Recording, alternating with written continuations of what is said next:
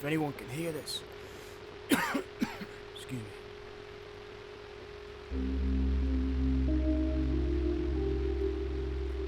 If anyone's out there listening to this broadcast at the end of the world, you're hearing a short-range emergency transmitter broadcasting from an industrial estate just off the Lee Valley Navigation Channel, E17, East London, by the canal.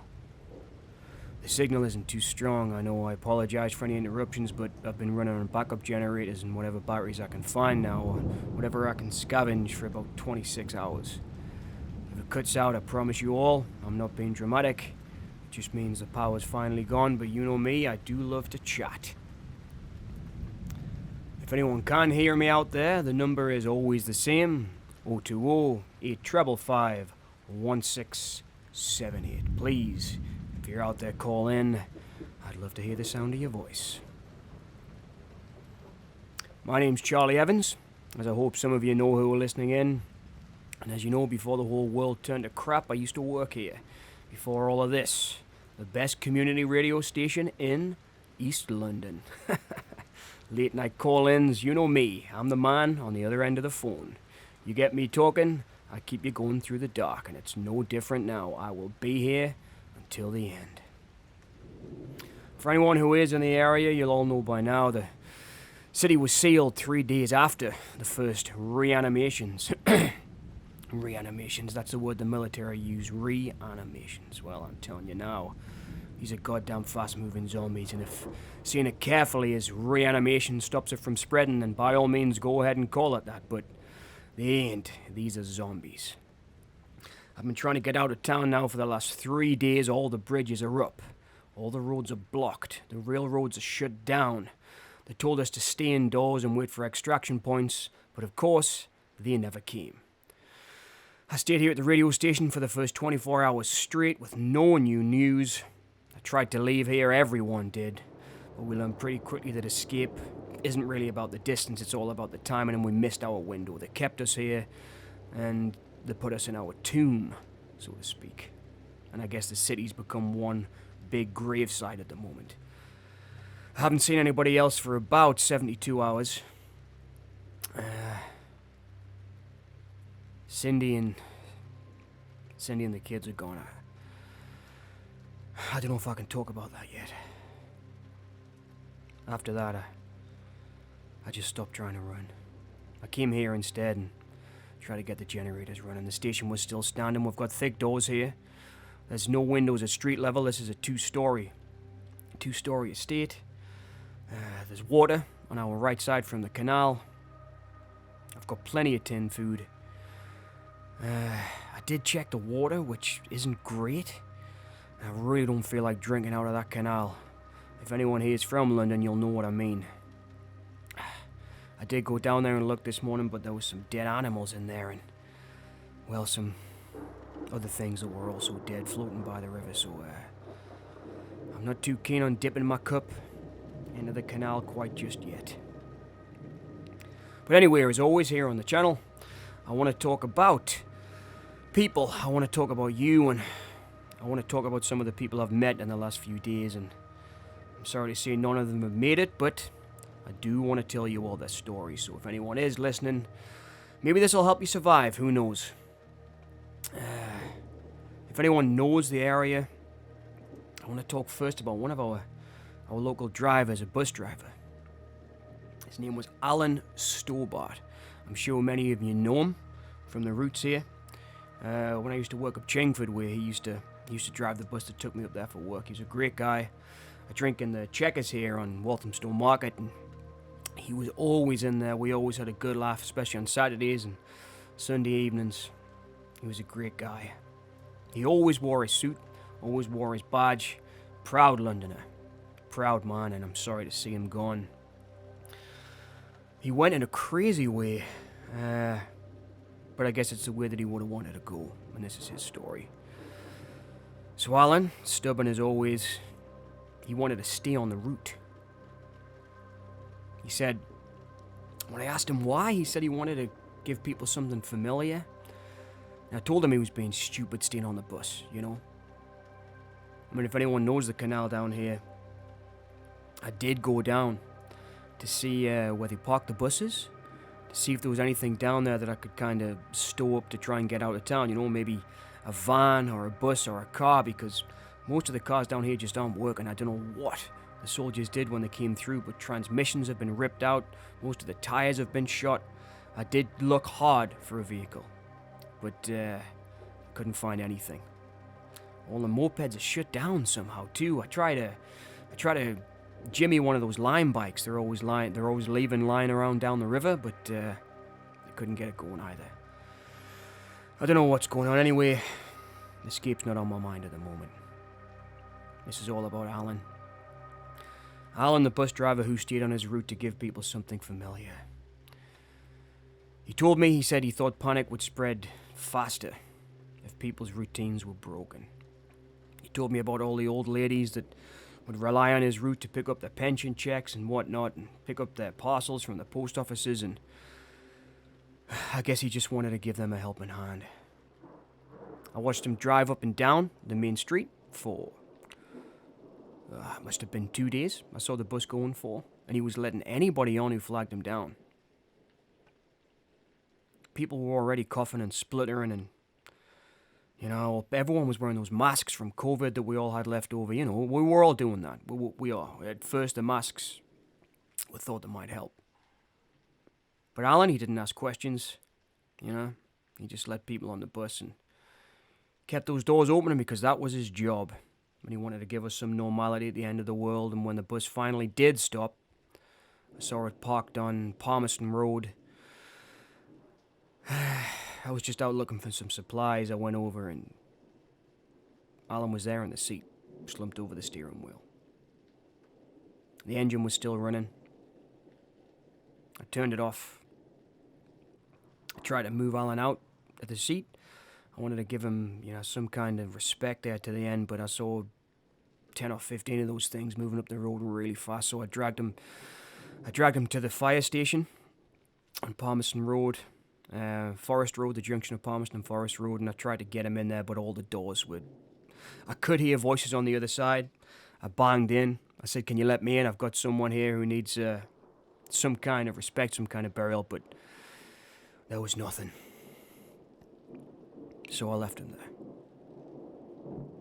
Allan Stobart, father of 2, widow, dead, at 62 years old.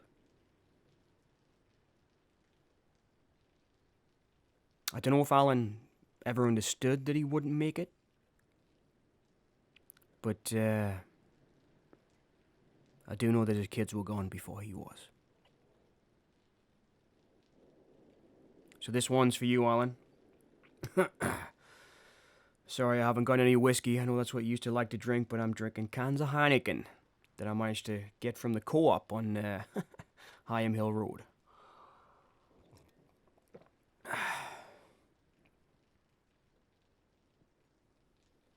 I used to think about Allan when people talked about kindness. He was a good man.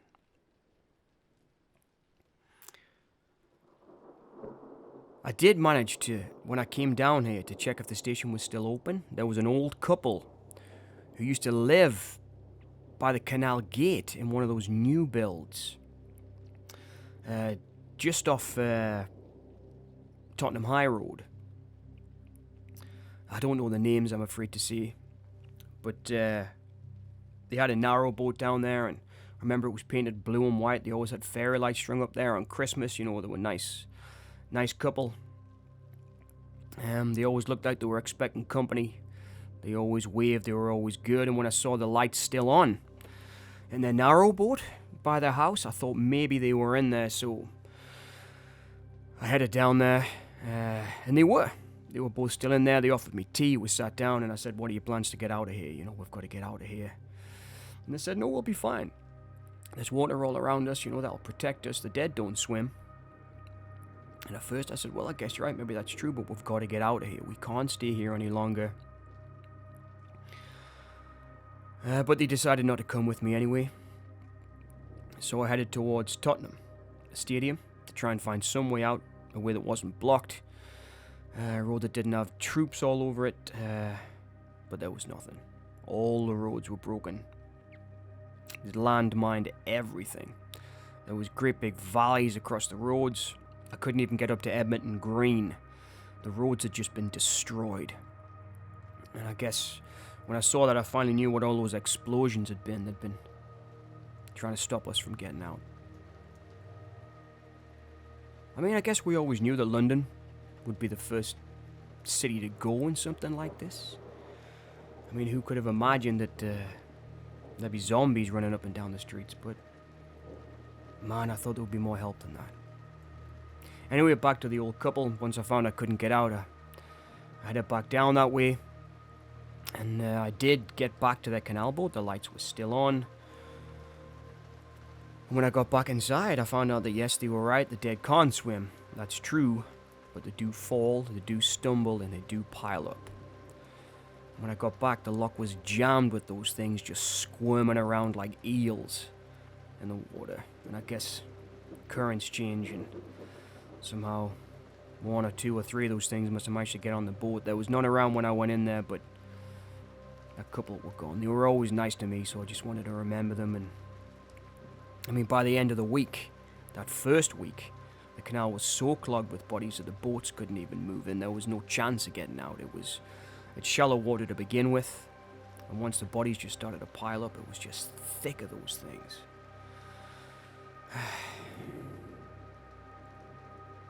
I guess, maybe, the old guy tried to clear the way with a pole or something. Clear the dead out of the way as debris. Maybe he lost his balance. Maybe they pulled him in. Who knows? But respect to them. They were always nice to me, those two. Last time I walked by there, those lights were out. They were no longer reflected in the water. The beauty of the canals is gone now. The stench is unbelievable down there. I mean, it was always bad before. For anyone who lives in London will know, but especially East London, where we are. But man, oh god, it's eerie. I'm gonna have a cigarette just to get. I can smell that smell again.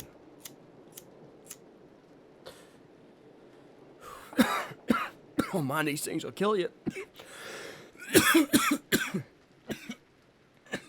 Excuse me. Don't worry, that's not a bite. Just try to fire down a Marlboro. There was a couple, it was about 3 or 4 teenagers. Peter, Stephen, Anthony, and I think it was John, the other guy. They always used to hang around outside of here. They used to love the fact that we were a radio station. They were always asking if they could do anything to help us out. I used to let them carry the tapes and come in some nights and sit and listen if they were still hanging around. The parents couldn't care that much about them because they were always on the streets late at night, hanging around down by the canal, which, to be fair, ain't the safest place to be in London, even before the zombie apocalypse. They were always there, they always had the phones out, they were always taking pictures of us, you know. It was kind of flattering. I think they thought maybe that we were some kind of stars. Stars. Some kind of stars. Isn't it funny the things you think about, the things that you think matters? Being noticed. Recognition. None of that matters now, does it? Anyway, they always filmed everything, and I remember speaking to those guys when the crap really hit the fan, and they'd been filming a few zombies walking up and down the streets. One of them said they even saw a zombie trying to drive a car down Market Street. Don't know what those things can do, but I've seen them break through doors, break through windows, but never drive cars. But those guys had a video of it, surely enough. There was a zombie, funnily enough, in a white doctor's coat, trying to drive a military jeep down Market Street. And they tried to upload that video, but everything was just blocked. I remember thinking, geez, I wonder if the radio station's still going. I managed to get inside, and I told those guys to get inside with us. But they were interested, you know. They wanted to get outside and see what was happening like everybody was, but weren't sure what was happening at first. We had seen those things, but we didn't know that they were going to overrun us. Anyways, I managed to get the radio station up and running, and I went back out a little bit later to see if they were still there, those kids. They were still there, but there wasn't much of them left. There was about 7, 8, maybe 12 of those things. Again, I couldn't get the bodies. I tried. I'm lucky I've got some big gates here. You know, it's an industrial estate. I just ran inside and shut the gates. There's a big padlock on there. Luckily for me, it was still there. I've got no idea where the keys are. But I slammed the doors and just locked the padlock on. I'm going to have a look for those keys again in case I have to get back out. Maybe I can scale the fence, but that vandal grease paint's all over the top of it. Don't want to get covered in that on top of everything else. I remember one of them, the youngest one. He always had a really cleanly shaven head. he seemed more interested in the radio station than the others. I think he was still moving. I think he was still moving outside. I think he was alive because I could hear crying. But I couldn't get to him.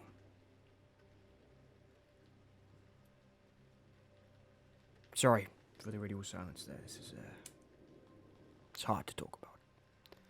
I just wanted to mention those guys. They always made me laugh. They did. You know, when you work in an area, you get to know the people, you get to know the surrounding areas. It's I'll miss those guys. They were funny. I used to enjoy seeing them when I was on the way to work. This is mad.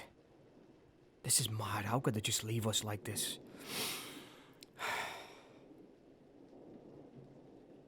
Excuse me, I'm just going to take a quick drink.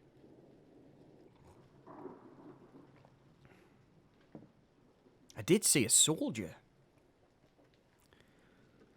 That must have been the 5th day. Because we'd been inside, me and the family, for the first couple of days. Had just locked ourselves inside. And stupidly,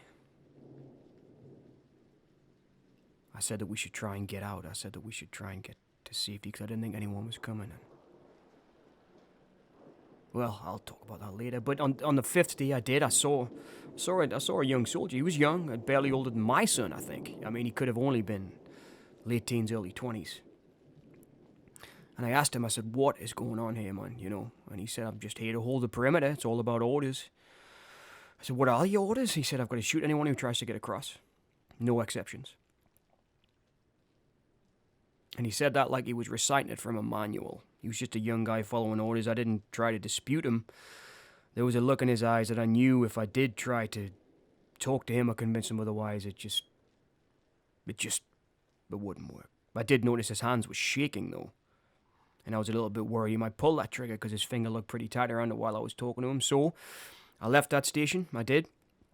I tried to move further down the canal to see if there was any more openings, anywhere I could get through, but of course there wasn't. I did get back up to where that soldier was standing, and I'm guessing that place had been abandoned overnight. I'd been gone a couple of hours. It was starting to be the early morning. But there was nothing there anymore. There was no soldiers, no transport, just silence. There was a radio, though, going in one of the green tents that were there by the river, and I did go in to have a listen. But it was all garbled. I tried to tune into some kind of frequency. I even tried to get into the emergency broadcast signal, but I couldn't get anything in. I don't know if those military radios are locked or what. I thought I was experienced, but I couldn't get anything from it. But anyway, while I was messing around with that radio, the young soldier, he came up behind me. He tried to clock me on the back of the head with his rifle. He was still following orders. But he was young, like I said. I'm an older guy, and, you know, I like to work out, and I managed to get the better of him, and when I did finally look into his eyes, he was on the way out. His jersey was ripped. There was blood all over his arms, blood all over his neck. I got a hold of him and said, "What you doing? Come on, you know. Let's work together. You know, we shouldn't be working against each other." But he wouldn't have it. He was like a rabid animal. He just kept going for us and going for us. And anyway, I ended up grabbing the receiver off the radio, clocking him with it, and I managed to get the better of him and I knocked him out cold. I tied him to a chair and splashed some water in his face. And he finally admitted to me that he'd been there alone for 2 days. Once he came around, he told me the rifle was empty. That's why he clocked me on the head with it. And he had realised that no one was coming back for him. He tried to get up to Tottenham, but they wouldn't let him out. Anyway, he stayed at that post for the following couple of days. He didn't die fighting. I'm not even sure if he was bitten, but he died just sitting still. I think he was just... Well, to be honest with you, he blew his brains out. And he was the last soldier I spoke to. I didn't know his name.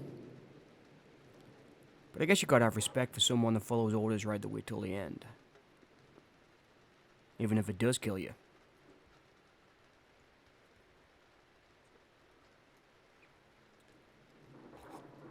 I got to talking so much there. Sorry, my cigarette's gone out. Give me a second.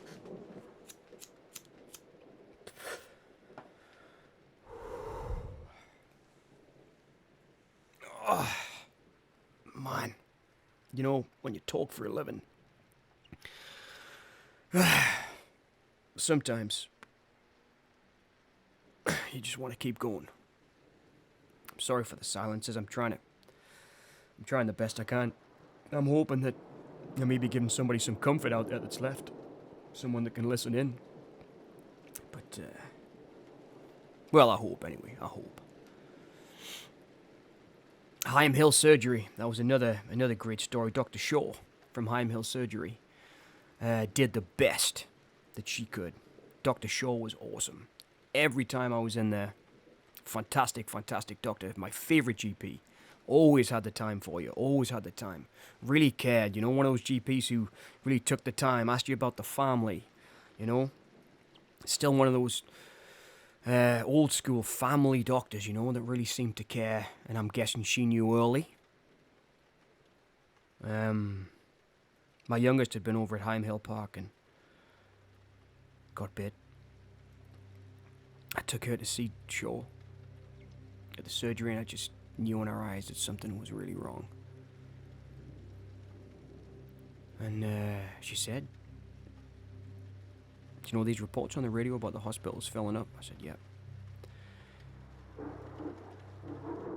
She said, "Your daughter's, she's showing the first signs of those cases." She said, "We've been sent a memo from the military. All doctor surgeries in the area got one, and they're calling it reanimation. She may only have a couple of hours, 24 hours, tops left." Shaw had tears in her eyes when she was telling us, and obviously I got pretty upset too.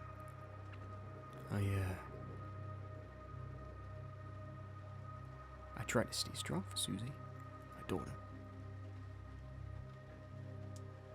I didn't cry then, but she was the first. She was the first to go. The first in the family to go.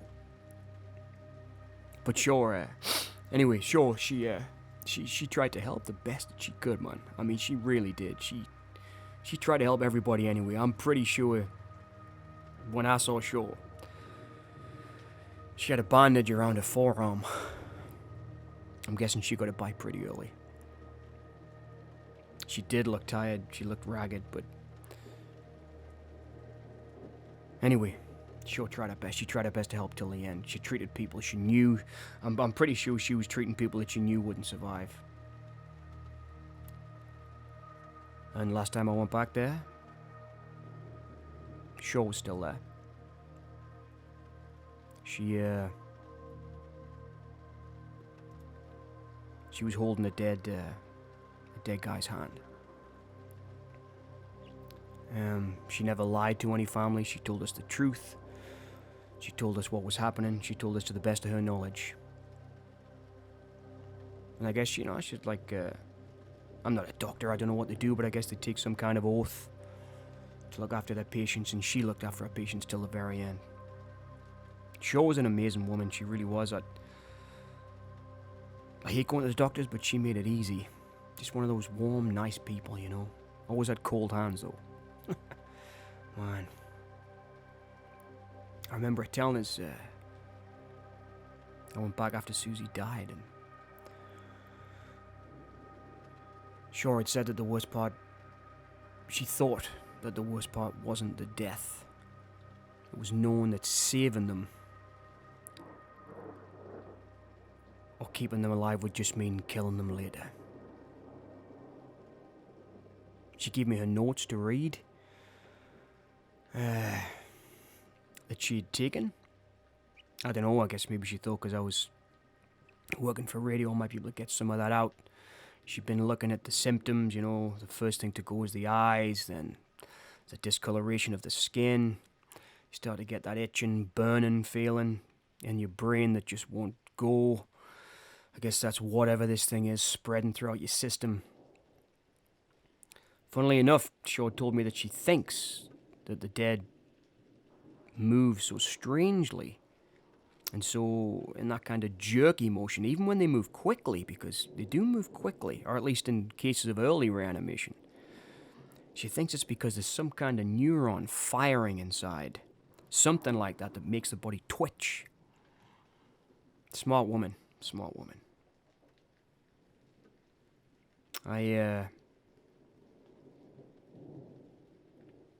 I'm ashamed to say when I found her there, I did go through her things. I was looking for anything I could find.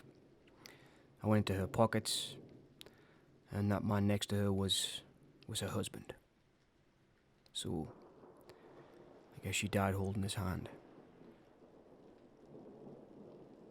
So Dr. Shaw, I never asked her age because it's not polite, but I'm guessing she was early 50s. And Dr. Shaw died at the hands of her loving husband. You know what made me think? Doctors. I wonder how many of them invented this thing. I wonder how many doctors sat around tables in their lab coats and discussed about factors, about collateral damage, and this has to be some kind of medical emergency. It's gotta be, because that's what we heard first on the radio. We heard reports of some kind of viral outbreak, It's gotta be something like that. But I don't know. I'm just here. I can tell you what little I know from Shaw's reports. I ain't the smartest guy in the world. No one here as smart as she was. Her kind of knowledge isn't really learned. I think it's a gift. She was my favorite doctor.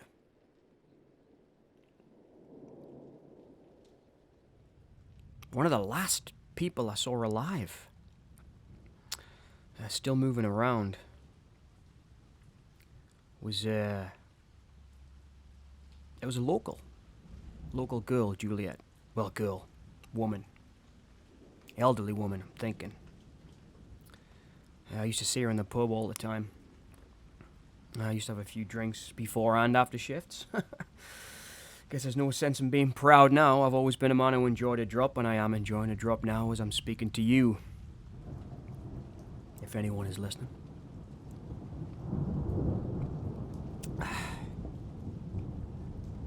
She loved her dogs, Juliet. She loved them. She was always talking about them whenever I saw her. I used to see her on the main road. She used to take the dogs down to, I think it's Chigwell Park. It's a little bit more posh up that end, so I never really get up that way, but it's next to where the police station is. I think that's Chingford. I think it's Chingford anyway, for any Londoners listening. But she was always out walking with the dogs, and I did manage to get as far up that way when I was trying to get out. And I did try to get to a police station. And for anyone who's been to that station, they know that when you go inside, I guess it's the same with all police stations, you get those plastic windows where the police officers sit and take your details and tell you if they can't help you and all that. And when I got inside there, before the automatic doors, I heard a dog barking. I thought, oh wow, there's a dog in there, I better be careful. So, but I was happy. I was happy to see something moving. And I opened the doors, the dog ran straight out. I noticed straight away that it was one of Juliet's dogs. And when I got in there, Juliet was inside. And she was no longer Juliet. She was one of these reanimated dead. And I don't know if there is any spark of humanity left in there, inside these zombies. But I picked up an extinguisher and I just swung. I swung until there was nothing left of the face. Not that there was anything left. There was nothing behind those eyes. There was nothing left that was human, I don't think. But she hadn't touched the dog. The dog was fine. The dog ran out when I went outside, covered in blood.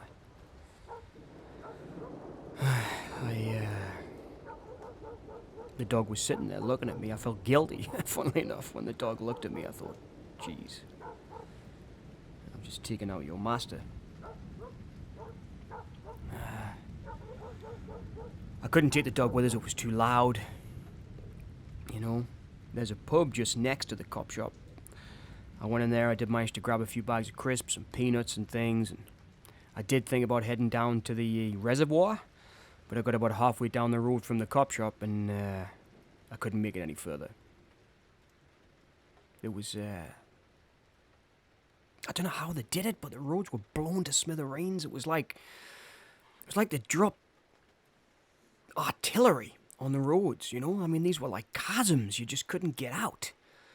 I tried a couple of times to climb down, but man, I just couldn't. I couldn't get up the other side. I don't know how they did it. I guess the military are good at some things. But she loved that dog anyway, and I wish I could have kept him, but he kept barking, and I had to let him go. I hope he's alright. But, my dog was the last thing I saw her alive.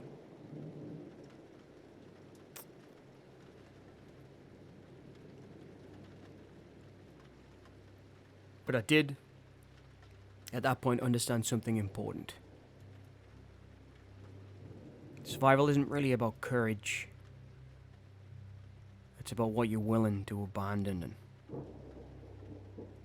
like most people who are trying to survive now in this upside down excuse of a universe or a world, whatever it is. I don't know how far this thing spread because I can't get any reports. We did hear in the early days that Paris had blacked out, but I mean, who knows? Who knows? I can't find anything. I really can't. But for anyone who's trying to survive like me, it's I feel like I abandoned any sense of care. I'm not like Allan, the bus driver. Not like Dr. Shaw, the GP. I've got a lot of blood on my hands, and I've just done what I had to do. And I guess that brings me to confession time. I should talk about my family before this ends, because it's...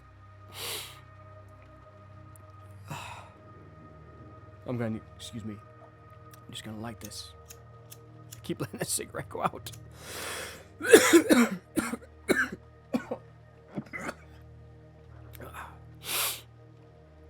So, we tried to leave together, and that was a mistake. That was my goddamned idea. You move slower when there's more of you, and you move more carefully when you love somebody. You know, you stop to explain things to them, you turn around, you want to speak to your son, and you know, and when somebody calls your name, you turn around and you try to help. Excuse me. I don't know where they are now.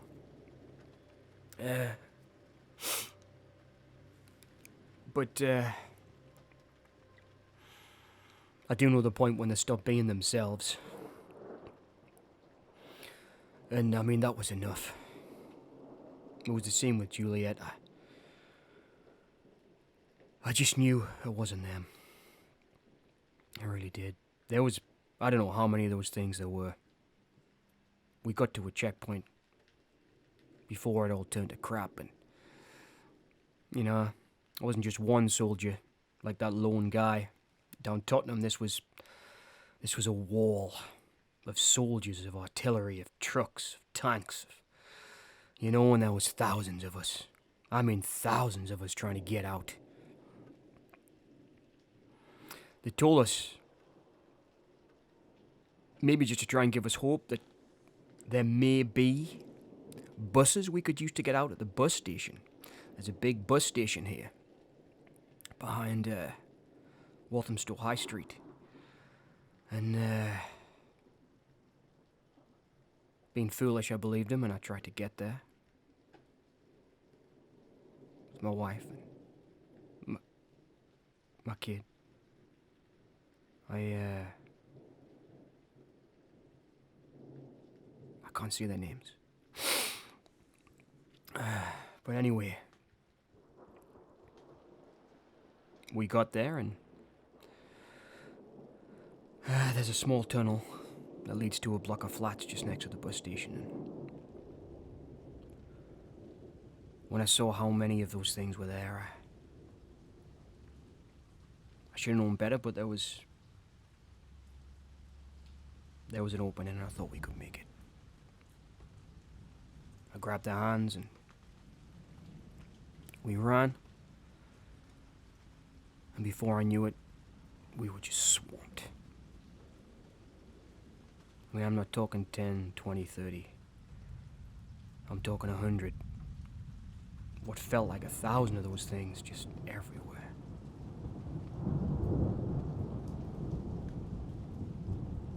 And once I saw them get bit, those things clawing at them, I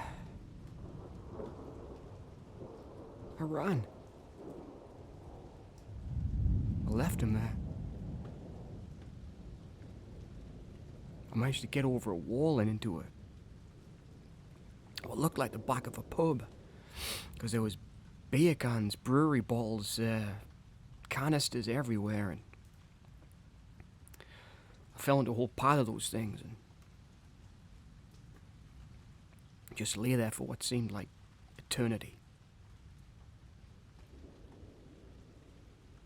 I could hear the moans, I could hear the screaming over the other side of the wall. I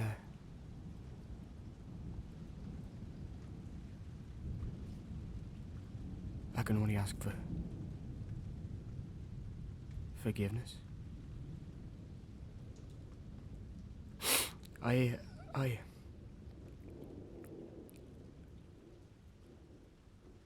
When the screams stopped and the moaning died down, this must have been early evening. The sky was that brilliant pink that we sometimes get here in London, you know, the wintry, those wintry gorgeous skies. And I climbed up on some of those barrels and looked back over the wall. And the two of them were just standing there. Nothing left. Just two of those things staggering in the evening breeze.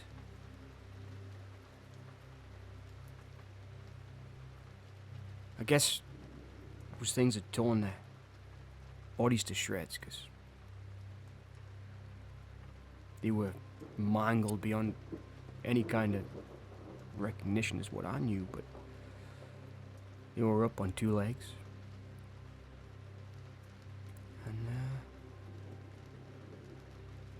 And I left them there. I managed to get up over the other side of that wall and kind of garden hopped and just did what I had to do. I don't know how many times, how many ways I tried to get out. I wonder if they're still there. I might go back and see them. I might go back and see them.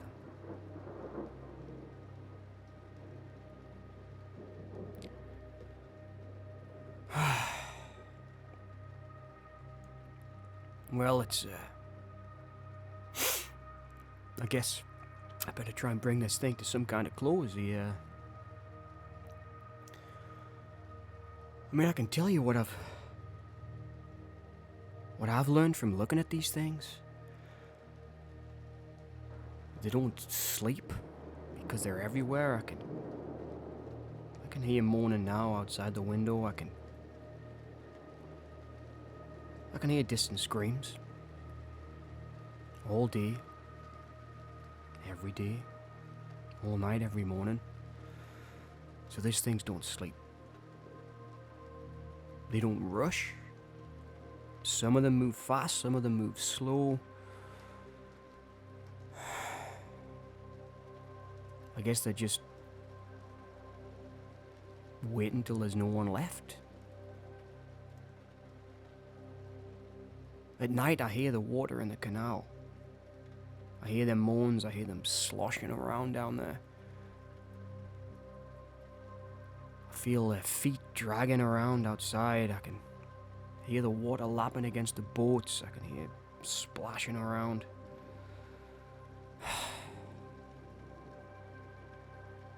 It's scary to look out of that window. I do feel safe, but I'm afraid this isn't going to last forever.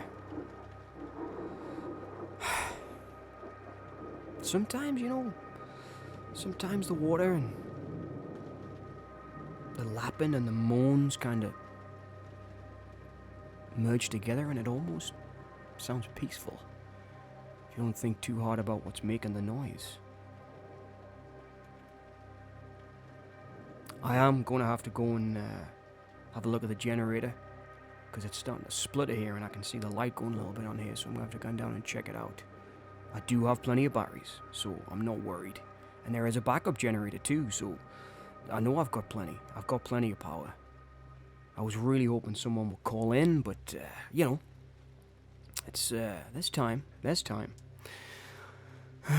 Time's all I've got, I guess, now. But I don't want to end this mid-sentence. I wanted to, this is a broadcast. I'm trying to be professional. I am. So, what am I doing here? Okay. I've recorded everything onto tape. So I can leave this here for anyone to listen to. I just wanted those stories to be heard. I really did want those stories to be heard. They were people I knew from East London who passed. There's a lot more stories to tell, but I guess that's for the next broadcast.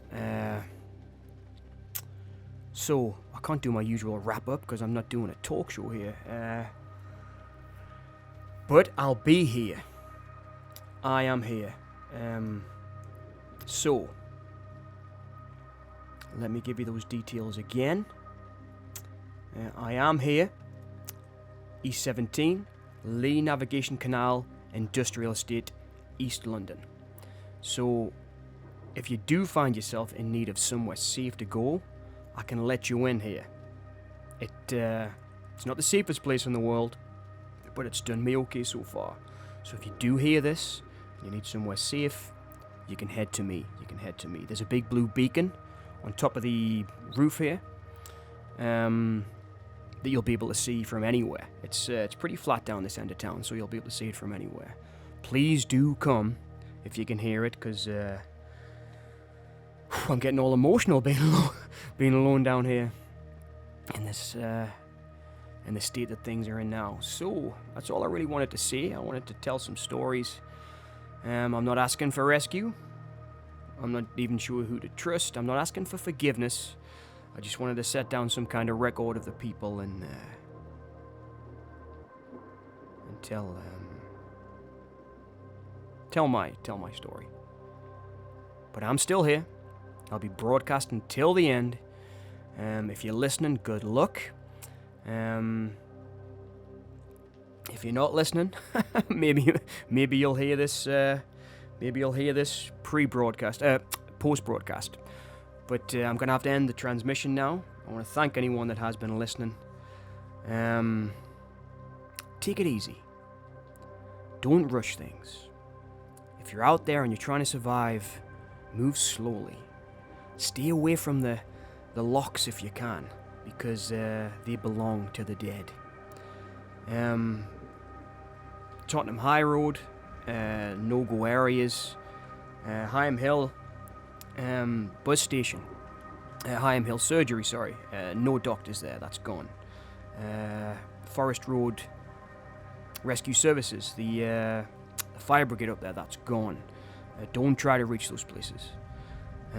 But I'm here, so if you want to head here, Lee Valley Navigation Canal, I am here. Excuse the slurring, I've just knocked a few of those Heinekens back. I'm starting to feel a little bit tipsy and I don't want to be too drunk when I go down there to check that generator. So, I am going to hit the road. So please take care, everyone. And if you want to come down here, I'll be your friend at the end of the world. Thanks for listening.